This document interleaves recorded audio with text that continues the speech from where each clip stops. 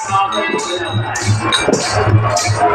जो बहन हमारी बात मान लेती है उसको यमराज नहीं छूता है।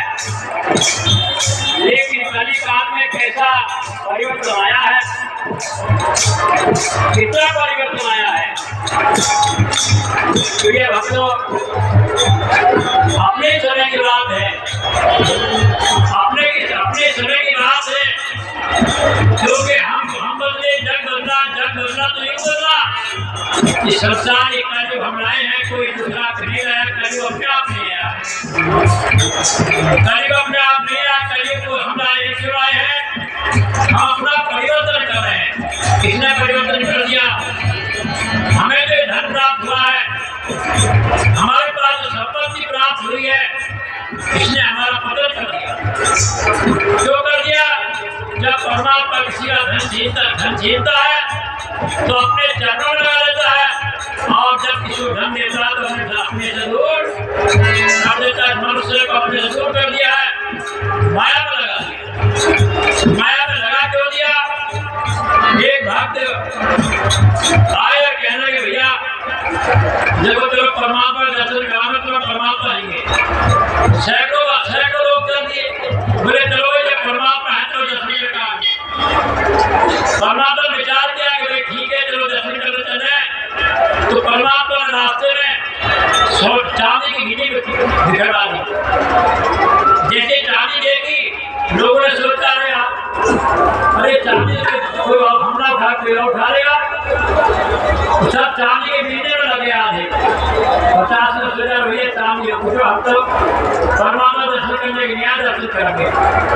आगे चले गए, आगे देखा तो सोने की गिनी पड़ी हुई थी, उसमें से बाकी जो देव सोने की गिनी चुनने लगे। एक ने कहा भैया बात सुनो, चांद तुम्हारे सोना हो या तुम्हारी चांदी हो, तो परमात्मा दर्शन करने के लिए आए, परमात्मा का दर्शन करेंगे। तो पहले 100 में से केवल एक परमात्मा का दर्शन कर पाया, और बाकी 99 माया में लगे। ऐसी चीज माया में लग गया है, और जो माया में लग जाता है उसमें नहीं पाता है। इसलिए माया ठगी है, माया ठगी से बचो। लेकिन हम इस माया के धंधे में पड़े हैं, और धंधे में क्यों करेंगे? ये माया हमारे सामने नहीं आई। माया हमारे सामने आई क्योंकि जो माया है इसका नाम है अष्टांगी। ये 8 रंगों वाली माया है, जिसमें 5 रंग प्रकृति के, पृथ्वी जला की माया आकाश है, और 3 रंग इसमें तमोगुण रजोगुण सतोगुण है। तमोगुण से बात, रजोगुण से बुद्धि है, सतोगुण से अहंकार। अहंकार क्या है? अहंकार रूपी विष्णु और बुद्धि रूपी ब्रह्मा और शंकर मन रूपी शंकर।